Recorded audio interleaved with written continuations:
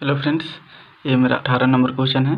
Question में कहता है केंद्र ए से प्रारंभ करते हुए बारी बारी से केंद्रों ए और बी को लेते हुए त्रिज्याओं 0.5 सेंटीमीटर, 1 सेंटीमीटर, 1.5 सेंटीमीटर और 2 सेंटीमीटर वाले उत्तरोत्तर अर्धवृत्तों को खींचकर एक सर्पिल बनाया गया है, जैसा आकृति 5.4 में दर्शाया गया है। 13 क्रमागत अर्धवृत्तों से बने इस सर्पिल की कुल लंबाई क्या है? और पाई का मान 22/7 लेना है हमको। तो हम फोटो से समझते हैं, यानी कि दो मेरा केंद्र है, केंद्र मेरा दो है, एक ए है और एक बी है। यानी कि केंद्र ए से शुरू करते हुए 0.5 सेंटीमीटर त्रिज्या लेते हैं और केंद्र ए से हमें एक अर्धवृत्त खींच देते हैं जो 0.5 सेंटीमीटर त्रिज्या का है।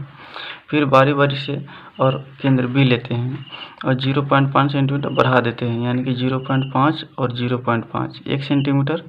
तो यहाँ से यहाँ तक 1 सेंटीमीटर हो गया और इसको त्रिज्या मानते हुए केंद्र बी से एक अर्धवृत्त खींच देते हैं। ये हो गया, ये मेरा पहला हो गया L1 और मेरा दूसरा अर्धवृत्त हो गया L2। और फिर हमको है यहाँ पे केंद्र बी से तो खींच दिए और फिर हमको केंद्र ए से खींचना है। तो केंद्र ए से फिर यहाँ 1 सेंटीमीटर बी से था और 0.5 बढ़ा दिए, यानी कि 1.5 सेंटीमीटर हो गया। तो केंद्र ए से 1.5 सेंटीमीटर त्रिज्या लेते हुए फिर एक अर्धवृत्त खींच दिए। तो ये मेरा तीसरा अर्धवृत्त हो गया, तो इसको L3 लिखते हैं। और फिर इसी प्रकार केंद्र बी से यहाँ तक 0.5 सेंटीमीटर बढ़ा देते हैं। तो 1.5 सेंटीमीटर त्रिज्या था, तो अब मेरा 2 सेंटीमीटर त्रिज्या हो गया। तो केंद्र बी से यहाँ तक 2 सेंटीमीटर त्रिज्या लेते हुए फिर एक अर्धवृत्त खींचा गया यहाँ तक, जो मेरा ये L4 हो गया। तो इसी प्रकार ये वृत्त 13 अर्धवृत्तों तक खींचा जाता है। तो कहता है कि सभी वृत्त की लंबाई हमको जोड़कर बताना है कि कितना होगा 13 अर्धवृत्तों की लंबाई। तो चलिए हम इस सवाल को यहाँ से हल करते हैं।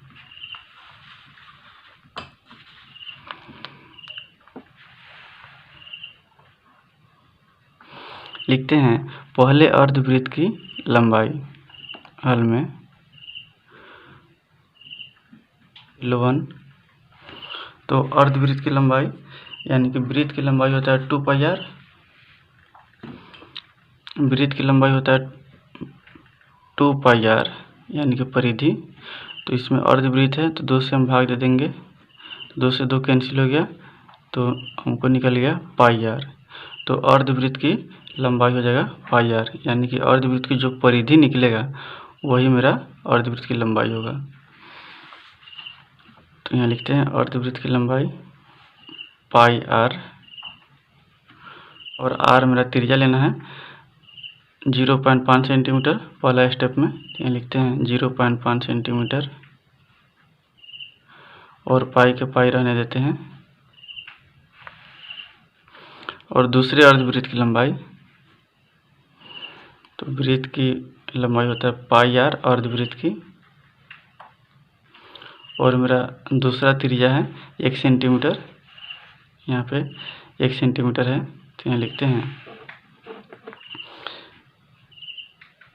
1 त्रिज्या हो गया 1 सेंटीमीटर और पाई, यानी कि इसको हम ऐसे लिख सकते हैं पाई, इसके बगल में 1 छुपा रहता है इंटू में, ये सब सेंटीमीटर में है।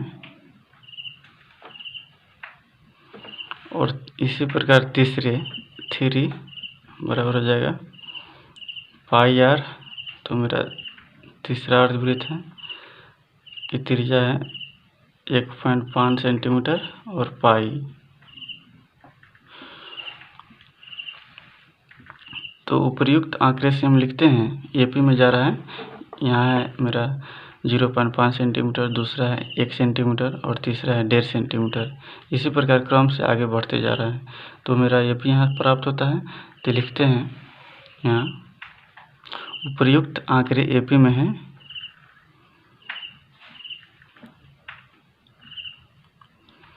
मतलब पहला वृत्त की पहला अर्धवृत्त की लंबाई है 0.5 पाई, और दूसरा का हो जाएगा पाई, और तीसरा का हो जाएगा 1.5 पाई। इसी प्रकार आगे बढ़ते जा रहा है। ऐसे मेरा 13 अर्धवृत्त है। तो 13 अर्धवृत्त है, तो सभी अर्धवृत्तों की लंबाइयों का योग हमको निकालना है माप कर। तो यहाँ मेरा प्रथम पद मालूम है, और सार बनतर डी निकल जाएगा, और एन हमको पता है, और इसे निकलना है। तो यहाँ लिखते हैं, और सार बनतर डी हो जाएगा A2 - A1। तो मेरा A2 है पाई, और A1 है 0.5 पाई, यानी कि 1 पाई में से आधा पाई घटता है, तो आधा पाई रह जाएगा, यानी कि 0.5 पाई डी हो जाएगा। और एन मेरा दिया हुआ है 13, तो ए से निकलना है, यानी कि इस 13 पदों का योग। तो यहाँ लिखते हैं, अब एन है मेरा 13/2 और ए मेरा प्रथम पद है 0.5 पाई। यहाँ लिखते हैं 0.5 पाई प्लस एन है 13 -1 इंटू डी। तो डी का मान भी मेरा है 0.5 सेंटीमीटर, 0.5 पाई।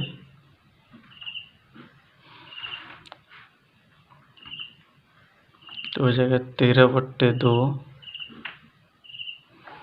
0.5 में 2 से गुना करेंगे तो हो जाएगा 1 पाई। तो सीधे हम लिख देते हैं पाई,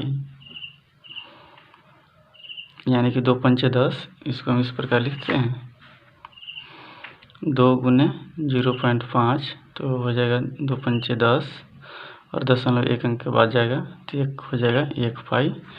तो उसी प्रकार हम लिख दिए पाई प्लस 13 में 1 घटेगा तो 12 हो जाएगा, और 12 में गुना होगा 0.5 से, तो 12 पंचे 60, और 1 अंक के बाद 10 हो जाएगा, तो मेरा हो जाएगा 6 पाई।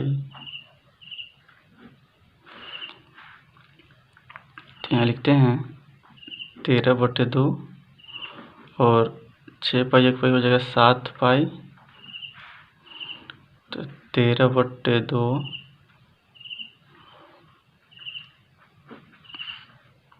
गुने 7, और पाई का मान हमको लेना है 22/7। तो यहाँ लिखते हैं 22/7। तो 7 से 7 कैंसिल हो गया, 2 से कटेगा 22, 11 से, तो हो जाएगा मेरा 13 गुने 11, 13 कहीं 13, 13 कहीं 13, 1 14, 143 सेंटीमीटर। यानी कि टोटल अर्धवृत्तों की लंबाई मेरा 143 सेंटीमीटर निकल कर मेरा आ गया। दोस्तों, आशा करता हूँ कि ये टॉपिक आपको समझ में आ गया होगा। धन्यवाद।